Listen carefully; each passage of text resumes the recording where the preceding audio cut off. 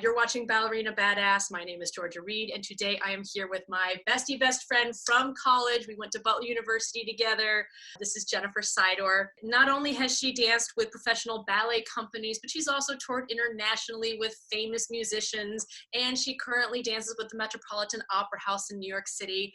And she also just happens to be Pilates certified. I know that she teaches. Now you're teaching virtually online, so this will be something that you all can access in the future on your own. So with that being said, Jennifer, hi. Hi. So background, why Pilates? What got you into it? So about 10 years ago, I started having a little anterior hip pain, kind of impingement and pain in the front of my hip. So I went to see a sports medicine doctor in New York City, Dr. Paget. He's awesome. And we did an MRI and we found just a minor, it's called a minor anterior labral tear, which is just a little bit of sort of wearing of the cartilage in between the top of your femur head, top of your thigh bone, and the inside of your hip socket. He described it as a professional dancer's occupational hazard, that many professional dancers have it. Some of them aren't even aware that they have it, etc. So he prescribed me physical therapy, and I was lucky enough to go to Westside Dance, which is a physical therapy office right across from Lincoln Center. And I was in and out of physical therapy there probably for a good 3 to 4 years, and was able to manage that tear and still dance and find a way to be comfortable in my body. But what I discovered through the course of my physical therapy is that my dancing started getting a lot stronger. Just really simple things that I felt like I had more balance and in my turns. I felt like I had just a little bit more stability from the back of my legs. So I was curious. I'm like, what is it about these stabilizing exercises that really kind of do the trick? So I started just asking my physical therapist, what are these exercises? And many of them said that they're Pilates based. So they're working on the deeper muscles that sit closest to our bones, closest to our organs, that stabilize our joints. So in essence, what I was feeling was just more stability through my body. So I thought, wow, well, what if I went and got my Pilates certification? So then I heard of an amazing studio in New York. It used to be called the Kane School, but now it's called Connected. And I was able to train with the founder, Kelly Kane. And the studio is unique in that it's more kind of a contemporary approach to Pilates, in that it looks at the why behind the methodology. Why would we do the 100? What are we right? Why do we have to do that 100? It's so evil. What is kind of the underlying principle of that movement, as opposed to just going back to back the choreographed sort of classical Pilates movements? I really enjoyed it. How did this affect you on a, I can see on a physical level it affected you with your stability. Were there other benefits that you got from Pilates beyond as a dancer or as a human being? I just felt in general that I had more of sort of an inner awareness of my body in movement, in class, while performing, but then also just in daily life, kind of a more awareness of how I'm using my body. I loved classical ballet, but I was never, I think maybe I did 32 fouettes like twice in my life. I was never like a powerhouse per se, but I loved it so much. And I think Pilates helped me, even though I wasn't aspiring to be a professional ballet dancer. I was starting to feel just a little bit more strength within ballet class, which was like, oh, wow, this is really great. I'm getting older, but I'm getting maybe a little bit better, sort of feeling. And that it made me really enjoy the experience of ballet class in a more qualitative way, as opposed to just being hard on myself for not being able to do a entrecôte perfectly, or a quadruple turn, or my extension wasn't as high. It was, so that that has kind of carried me through and also inspired me to introduce Pilates to younger dancers, is to feel that sort of sense of inner awareness, but then also empowerment through their body. I like that, because I do notice it seems like everyone's focused on the higher and higher and higher extension. And I'm wondering how many people are going to have, how many more dancers are going to end up having hip replacements in their 20s and 30s as a result of all of this. Nobody talks about that. I mean, there was a girl in Cincinnati Ballet, I've talked about this in other videos. She was 23, both hips already replaced with pins. She was a beautiful dancer, but she didn't have high extension and she was constantly forcing it. And I wonder if Pilates will be a way to hopefully, I don't know, protect dancers from unintended injuries that they won't even realize. Like you're talking about that hip tear. I mean, you don't feel it necessarily till later in life, but who knows when it actually happened? I don't know. I mean, right. Yeah, I think it happened probably much earlier. That's crazy. That's crazy. Oh, the dogs are out next door. They have like 5 doggies. So all 5 doggies are very happy to be outside again. Yay. Tell me about your personal approach as far as, you've mentioned before that people often really appreciate your particular approach to pacing in your teaching. Yeah, I've gotten feedback from a lot of my students that and also my private clients, that I go a little bit slower maybe than other teachers. I do this mostly, it has been a natural instinct of mine to teach at a slower pace, but then from studying somatics in my master's program, my program, somatics being a sort of umbrella term for modalities that connect the mind to the body. So like Alexander technique, Feldenkrais, yoga is also considered, and Pilates, is that people need a little bit of time to kind of figure out what's happening, what needs to be recruited, what doesn't need to be recruited. Because we are kind of, we're finding a different way to pattern, kind of finding a different way to motor pattern through our body. And that's why I like to look at Pilates. It's not just for fitness, but it can be corrective. So what do you recommend as far as getting benefits out of Pilates? Like how many times a week is the minimum a dancer should take, or how much, you know, what should they do? I mean, for dancers, they're already so active. You definitely can overdo Pilates. Really? Yes. Too much Pilates is not a good thing? I can't believe that, Jennifer. No. It's Pilates. I think it can be a little bit too much for the iliopsoas. And then also your abdominals can get too tight and too strong. It can kind of pull on the segments of your lower back.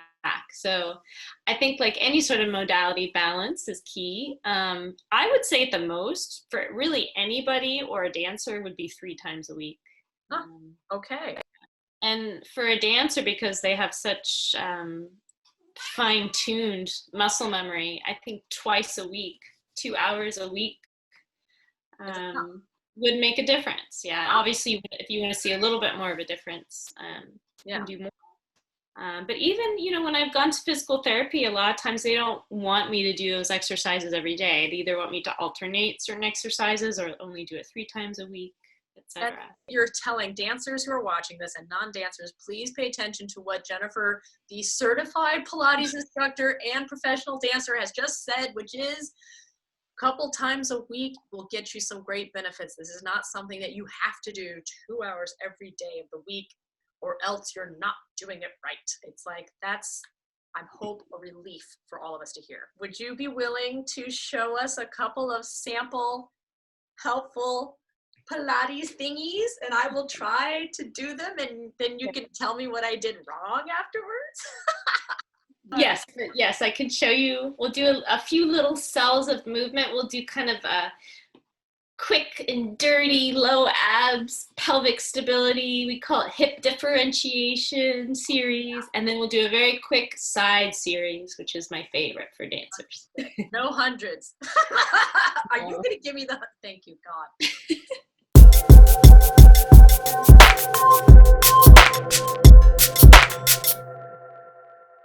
Right, so we're gonna lie on our backs here. You're gonna have your heels about 6 to 8 inches away from your sit bones, yeah? So you don't want them too far or too close. Right. You're gonna take your fingertips and you're just gonna palpate your 2 front hip bones. You're gonna make sure that those guys are fairly level, yeah? And you wanna make sure that the one hip is not hiked. So nice level hip bones. And then you're gonna slide your fingertips down towards your pubic bone. So your palms are kind of on those 2 front hip bones. So you're in essentially a little triangle. Yeah, okay. You want that triangle to be flat. And that's your sort of neutral pelvis for the day, right? If I were tucked, my fingertips would float up. If I was overly arched, my fingertips would be floating down. So you want that to be pretty level. Okay. You're gonna take a deep inhale into the belly, let that triangle float up. And on the exhale, let that triangle just float down. And you'll continue just like that. Nice deep inhale. And exhale. Just take about 3 more in your own time.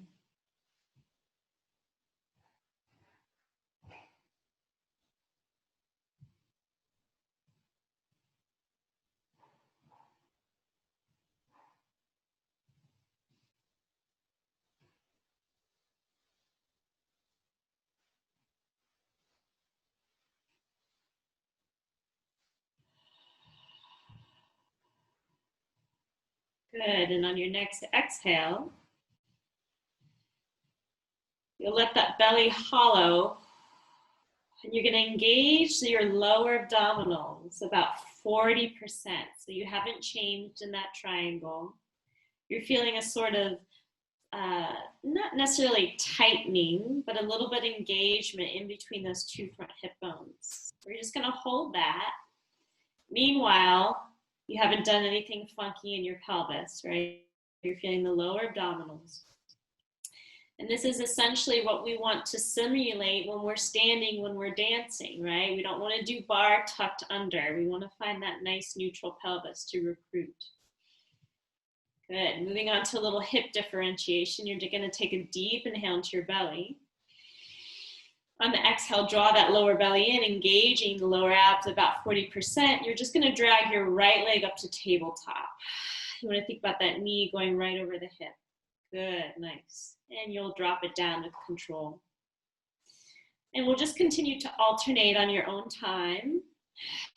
You want to imagine that your leg is a heavy weight and you're dragging it up from your lower abdominals.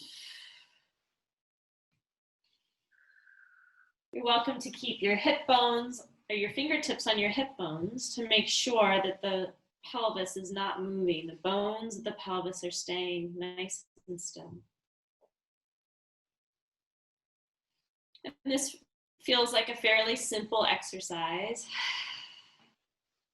but it's meant to be that way. It's a little gateway for more advanced work to come.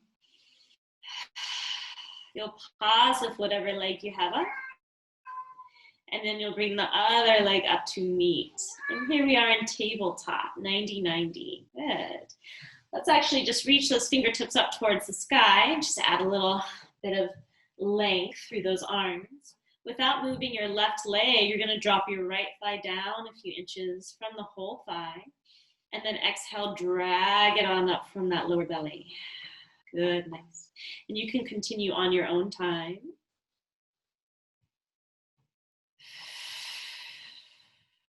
Good. And in Pilates, we think of inhaling to prepare or to disengage, and exhale to drag. Nice, good.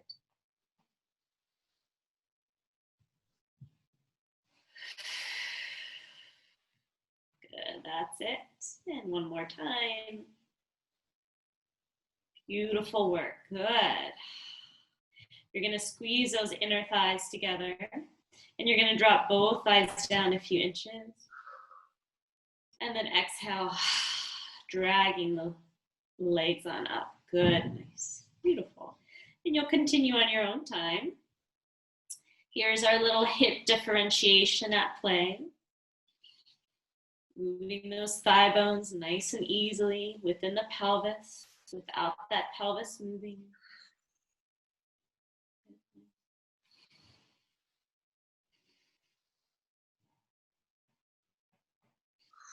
Beautiful, good. You'll keep those legs there and just let the arms float back behind you. Take a little stretch through those lats. Nice deep breath through the rib cage. Good, one more deep inhale. And exhale.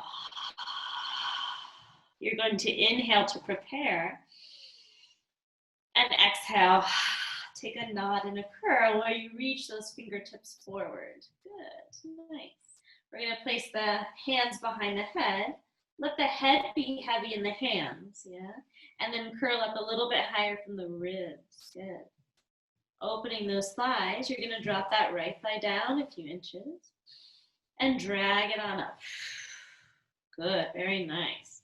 So here we have that same series, but now up in a curl, just to challenge the upper abdominals a bit. Good, nice. Great, beautiful. One more time each side.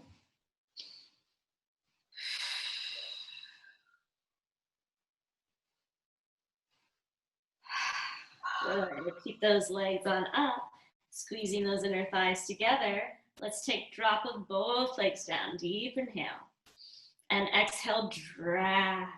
Good, nice. We have 4 more. You can think about your tailbone lengthening away from you as those knees glide on up. Yeah, good, beautiful. 3 more.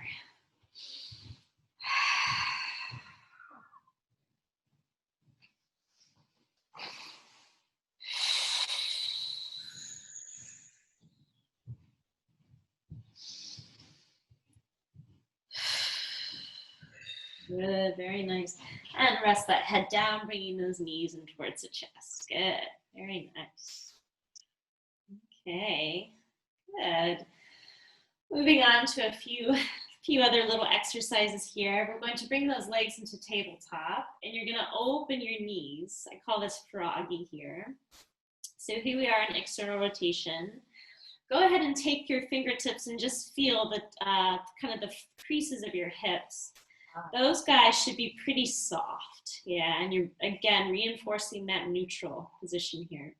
You're going to squeeze those heels together and point the feet, staying in external rotation, good, and then you bring those knees back on in, deep inhale.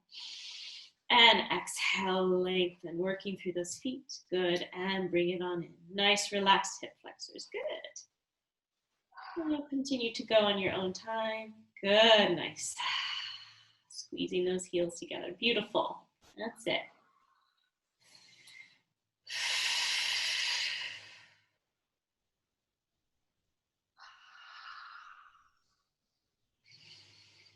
Very nice. Good. You're going to keep that going with the legs, and you're just going to add your curl. You'll stay in that curl. Nice. Good.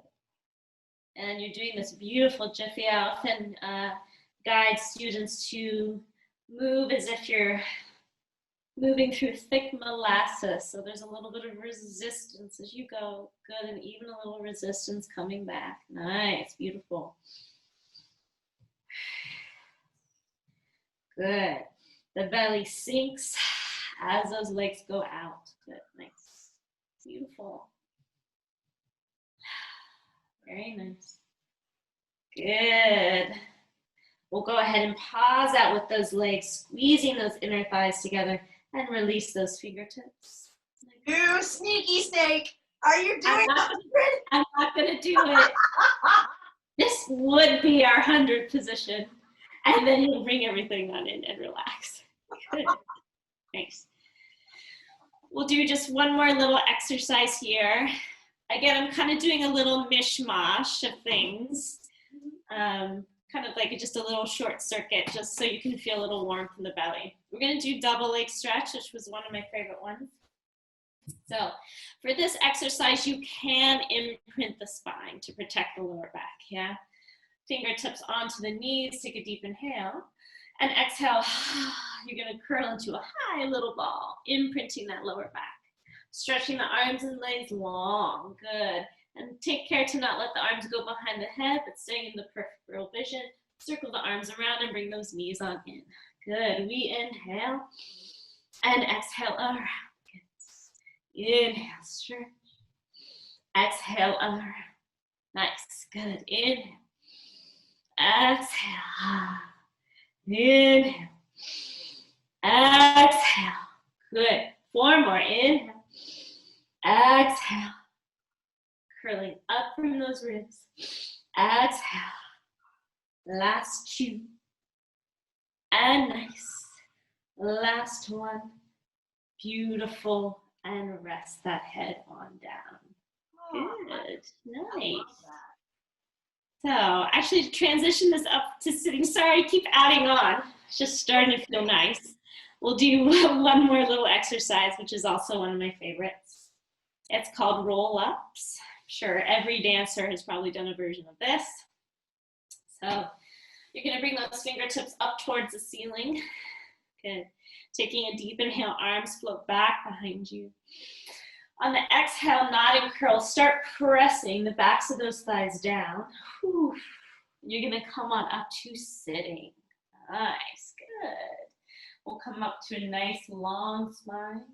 Deep inhale. Exhale, curve. Make a little C curve through that lower lumbar spine. You're gonna press those thighs down, down, down. And bring one vertebrae at a time down into the mat. Good. Lovely. Excellent. And you can continue just like that.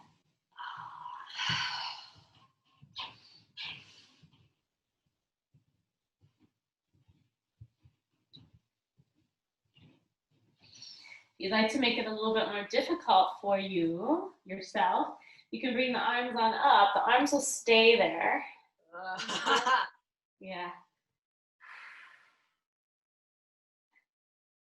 Good. Nice. Lovely, Jiffy. Good. I can't do this one, but you could also keep the arms there as you roll up. We're gonna try. Okay, here we go. I can't do it. That's it. Uh-huh. Good. Nice, Jiffy. That was gorgeous. Beautiful. Let's do one more just like that. Rounding through. Good. Nice.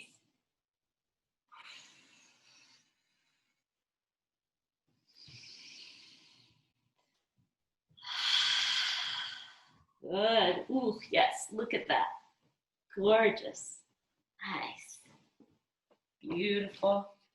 Oh, if every teacher were like you. Good. And then to cap it off, we can take a little stretch, grabbing those feet, dropping that head down. Good. Take a few deep breaths here.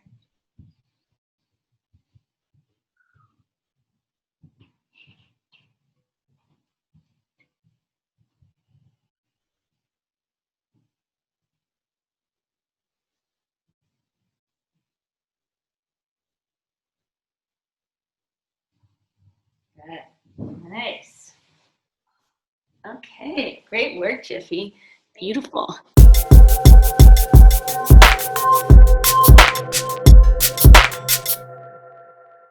Where can we find you online so that I know you're doing Zoom classes right now? What's the best way to get in touch with you for in-person or Zoom classes or whatever? I have Instagram. It's website. at JENSY, D as in dog, OR, Jen Sydor. And then, of course, I'm on Facebook. So you could send me a message in either of those places. I can add you to my mailing list. I'm doing Zoom Pilates classes every Sundays at 12 p.m. Eastern Standard Time. And then I've also been doing live Instagram Pilates classes on the Metropolitan Opera Ballet Instagram page on Tuesdays, 11 Eastern Standard Time, 11 a.m. to 11:45. I don't know if I'll be there every single week, but hopefully, yeah, I'll be able to make it. Oh, we'll have all of that up here so people can see. Cool. And everyone, just be sure to follow Jennifer. I was going to call you Jennifer or Jenny. Don't call her Jenny. Neither of us like the name Jenny, so don't. But be sure to follow her on Instagram, Facebook, and then follow the Metropolitan Opera. I'll have all the links below in the description box so you can find her and stalk her, and get all the great benefits of her classes. Yeah, well, I just want to thank you so much for taking the time to do this, because it's such a gift that I want to share with everybody, because I have taken your classes and done your choreography and performed with you on and off for the past how many years. So I've always admired you and always felt inspired by you. And I just think you're a fantastic teacher, besides being a freaking fantastic dancer. And not always is it the case to be both. So yeah. To everyone out there watching, be sure to like this video, shade this video if you want to. I bring it on, I always say that. Comment and subscribe. And thank you so much for watching. You've been watching Ballerina Badass. My name is Georgia Reed. Never give up. Never stop dancing.